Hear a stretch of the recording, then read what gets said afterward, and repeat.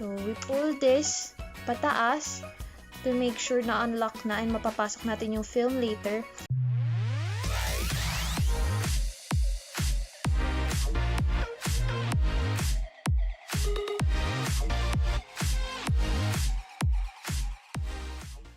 So today, I'll be doing a tutorial on how to start up your Kodak film camera M35.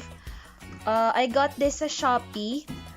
And actually, Mark got this for me sa Shopee. And it comes with a free pouch. Yan. So I got the color purple because purple is my favorite color. And okay, let's unwrap it now. Comes with a manual. The manual is in Chinese. Oh, it's with different languages. The first layer, the first line is in English. Yan. Okay. So let's take it out. And it comes with a free strap. There we go. That's the Kodak film camera M35. Super lightweight siya, but it looks super duper cute. What is this for? Okay. So for the films, I got Kodak Gold 36 exposures with ISO 200. Kodak Color Plus 36 exposures with ISO 200. And for the battery, I have the Xiaomi Z17 alkaline battery. Got this from Shopee din. Yan. So we open this by peeling this off. And there we have it. Opened battery.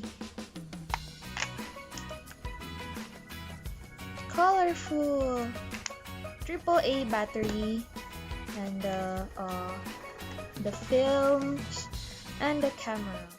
So let's inspect the camera furthermore. So nandito yung camera model M35. Ito yung viewfinder. Ito yung flash. Ito yung for on and off ng flash. This is off pag nakaganyan siya. And ito naman on. This one, dito ilalagay yung battery. And this one naman yung rewind button pag natapos nang gamitin yung film. Ito yung number of films. Dito mo makikita. So, nasa S siya ngayon. Let's see. There. Nasa S siya ngayon kasi start pa lang. And this is the button for taking pictures. This is the rewind. What do you call that? Pang rewind. And this is para malaman mo kung naka-on na yung flash mo if it's already ready to be used. So now, let's use this. Ito yung parang panlock ng film inside. So let's open this pala muna. Which one do we choose first? Eeny, meeny, miny, mo. Okay, Color Plus. Let's open it. I got the film sa same shop. So it has its canister. There we have it. The film, 35mm for color prints, 36 exposure, 200 ISO. So we pull this pataas to make sure na unlock na and mapapasok natin yung film later. And carefully, ihihilain natin to pababa to open the back panel. Let's be careful kasi medyo fragile, I think, the camera. So, ayan. Dito natin ipapasok yung film. And ito siya. Kaya natin siya inaangat para magkaroon ng space dito to insert our film. Sa film, meron tayong two sides, the one na medyo flat and the one na merong parang, I don't know what this is called, but it's like a tube. Itong part na to, sa ilalim to ilalagay. There. So, dahan-dahan lang. And dito sa film na to, well, all the films, meron tayong mga tuldok dito. At yung second hole, kailangan natin ilagay dun sa parang mga bump nito. Okay. So, now, ilalagay natin yung second hole sa bump. Wait.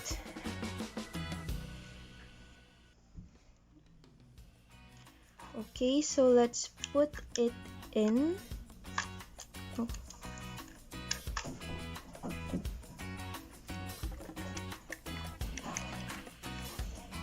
Then we make sure na flat yung surface natin dito, yung film. So gently,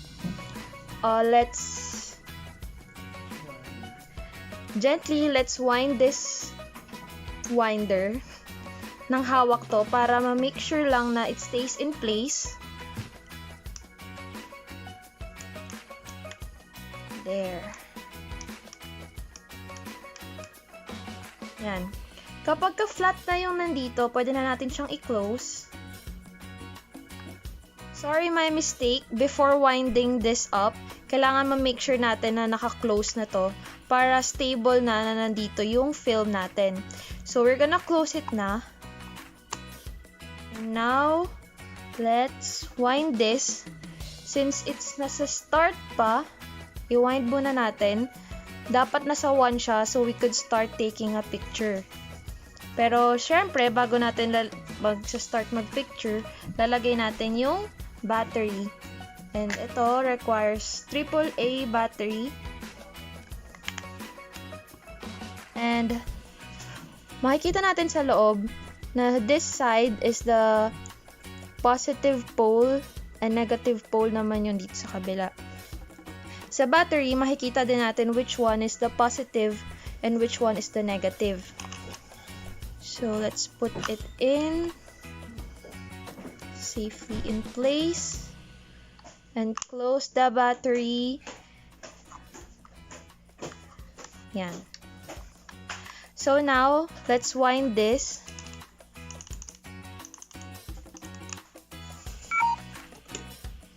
Meron kang ma-feel na parang pag-stop and pwede mo na siyang i-click.